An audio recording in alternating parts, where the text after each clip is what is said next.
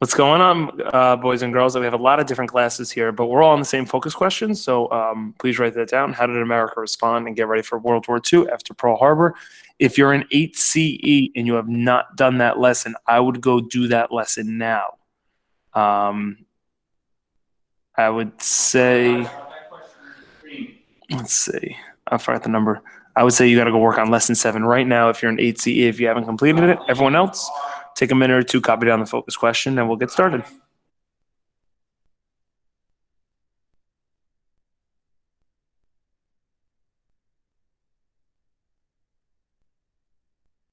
How's your day? It's okay. Hi, Panio. Hey, Emma, what's up?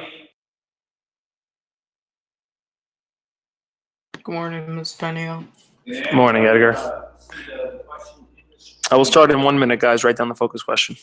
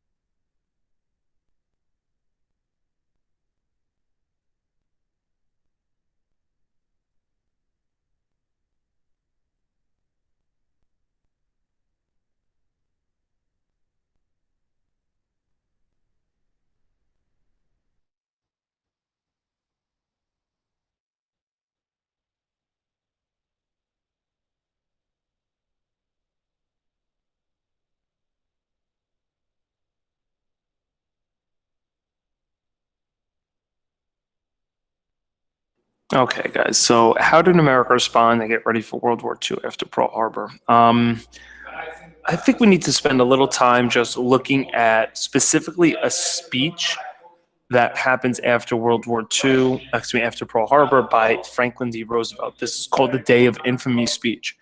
We're going to go back to that movie, the Pearl Harbor movie, and see what that speech kind of takes place after the Pearl Harbor attack.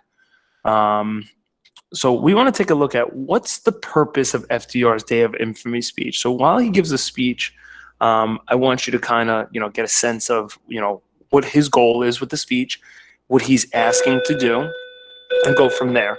So essentially, this is a speech given by President FDR to Congress at this time. And we want to try and figure out what his goal is throughout this speech. So we're going to play, we're not going to see the whole speech, but we're going to play most of the speech. And we're going to try and figure out how does America respond to Pearl Harbor. All right, so let's go to it here. All right, you'll watch about a minute or two of it.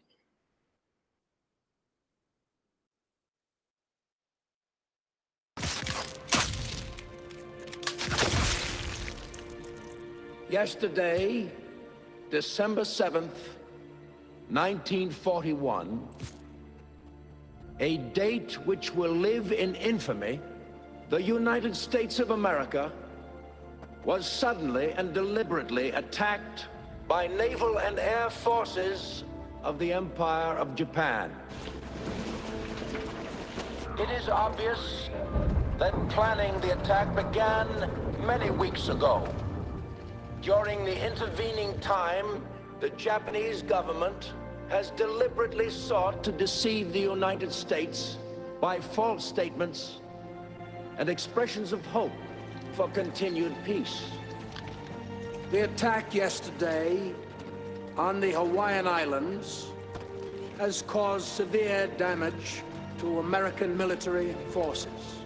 I regret to tell you that over 3,000 American lives have been lost. No matter how long it may take us to overcome this premeditated invasion, the American people in their righteous might will win through to absolute victory. Because of this unprovoked, dastardly attack by Japan, I ask that the Congress declare a state of war.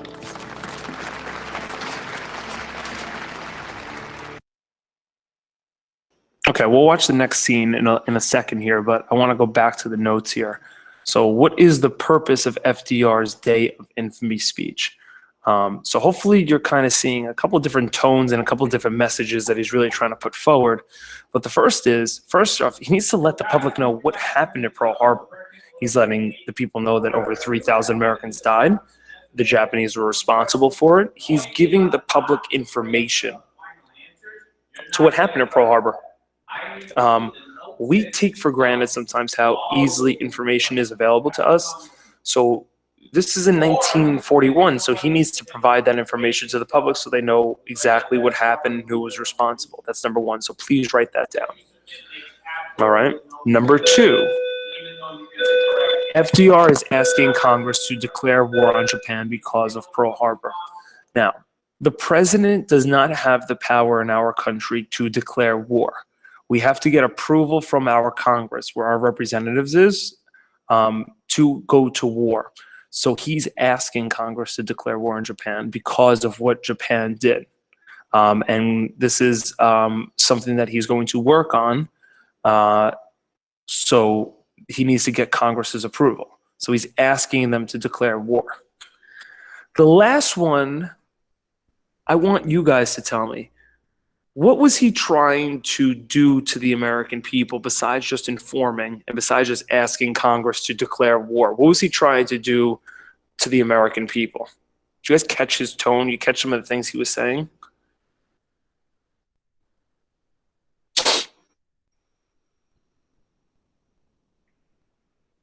Trying to persuade them to go to war.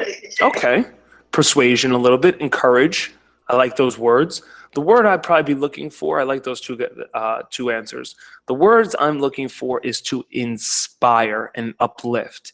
FDR is trying to uplift the American people's spirits from the, you can tell he's trying to, say no matter how long it takes, we're going to get revenge on Japan, right? He's trying to uplift the American people's spirits after the Pearl Harbor attack. And his speech is pretty famous because he does these three things in the speech, and they do inspire people to go on. So I'm going to give him another 30 seconds to finish copying this down. Then I want to show you just like kind of a scene from the movie I think is kind of impactful. But let's take another minute to copy this.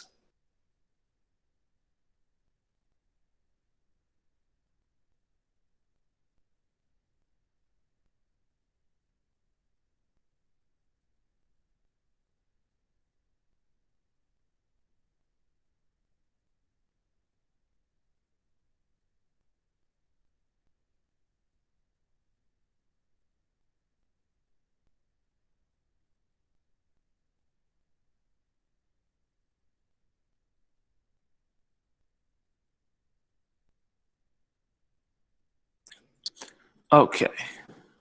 So let's now go to this. I just think it's a cool scene in the movie. Just to take another 3-4 minutes. I think you guys will appreciate this. So FDR is furious. The president is furious. Jada and Sebastian, stop. He's absolutely furious what happened. He wants to get right back and go get revenge. So he's meeting what's called his military advisors right now. And these military advisors are basically saying to him, is like, look, we know you're upset. We have to wait a little bit before we go in and attack Japan. So there's just kind of this funny scene here that goes on. Now, this isn't Congress. Great question, Jane. These are his military advisors. These are people in his cabinet. So these people work for the president. The people in Congress work for a separate branch of government. So he's basically asking them, like, what can we do to get back in Japan? And his military advisors would be like, we got to wait a little bit. We got to get our country ready to go fight in this war. Yes, Jalen, correct. Like the Secretary of Defense and Secretary of State and people like that. So I'm not sure if you guys know this. I know my Regents does. I'm not sure if I ever taught this to you guys, but Franklin D. Roosevelt, the president, has polio. So he's paralyzed from the waist down. So he's always in a wheelchair. It's very hard for him to use his legs. So just watch this scene. I think it's a pretty cool scene with FDR talking to some of his military advisors a day or two after the attack. Is it true? Men are still trapped alive inside the Arizona? We can hear tapping from inside the home. We're doing everything we can to get to them, but they're 40 feet below water.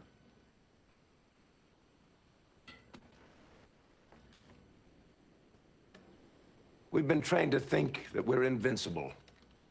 And now our proudest ships has been destroyed by an enemy we considered inferior. We're on the ropes, gentlemen. That's exactly why we have to strike back now. We're preparing an attack against the Marshall and Gilbert Islands, sir, to keep I'm our... talking about hitting the heart of Japan, the way they have hit us. Mr. President, Pearl Harbor caught us unawares because we didn't face facts. This isn't a time for ignoring them again. The Army Air Corps has long-range bombers, but no place to launch them. Midway is too far, and Russia won't allow us to launch a raid from there. Admiral? Navy's planes are small. They carry light loads and have a short range. We'd have to get them within a few hundred miles of Japan and therefore risk our carriers. And if we lose our carriers, we'll have no shield against invasion. Does anyone in this room think that victory is possible without facing danger? We are at war. Of course there's a risk. But consider the risk, Mr. President. If the Japanese invade us right now, they would penetrate as far as Chicago before we could stop them. Gentlemen, most of you did not know me when I had the use of my legs. I was strong and proud and arrogant. Now I wonder every hour of my life why God put me into this chair.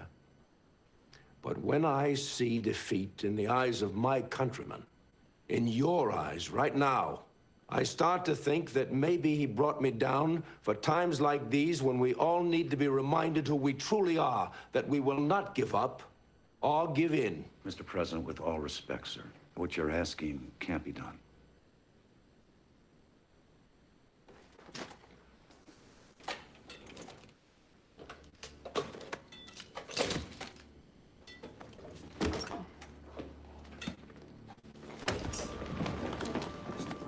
Mr. President. Get back, George. Get back.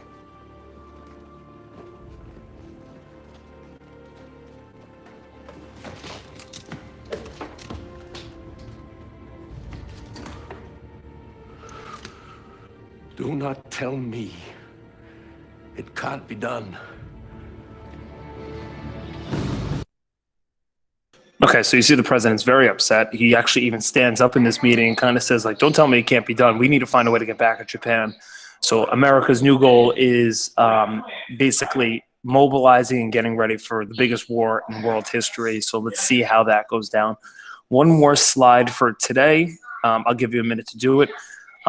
After the Pearl Harbor attack, please copy down the 3 bullet points, all in red. All right? I'll give you a minute to do it.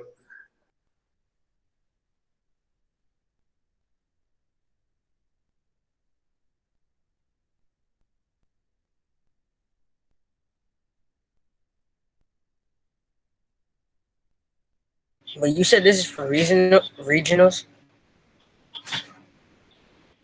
What do you mean, regionals? Regions class, you mean? Yeah. This is for you guys. Oh, okay. Yep.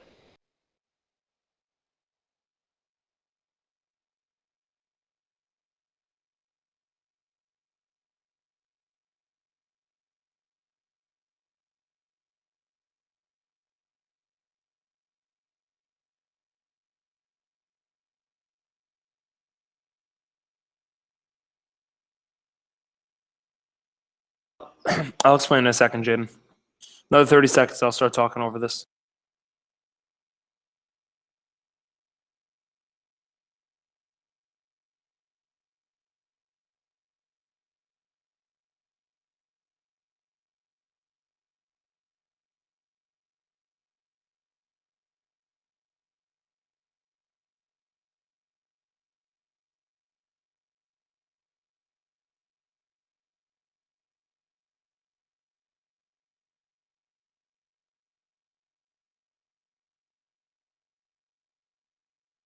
Okay, so number one, Congress does take President Roosevelt's advice, and they do declare war on Japan one day after Pearl Harbor on December 8th, 1941.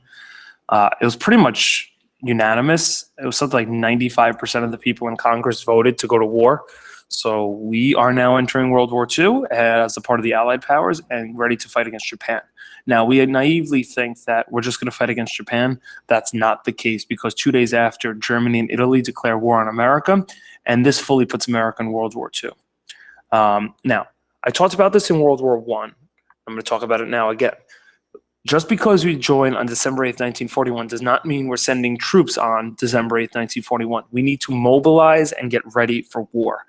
And this, since this is the biggest war in world history at this point, this is going to take some time. All right, so most white and black men aged 18 to 28 get drafted into military service. We've talked about the military draft already. All right, this is now review. You should know this is what goes on if the war is big enough, and this is a massive war. Women are going to take a very active role in 2 areas in the country. Number one, they're going to go work in the factories. They're going to make the weapons. They're going to create the ammunition and the supplies that are going to be used by the military.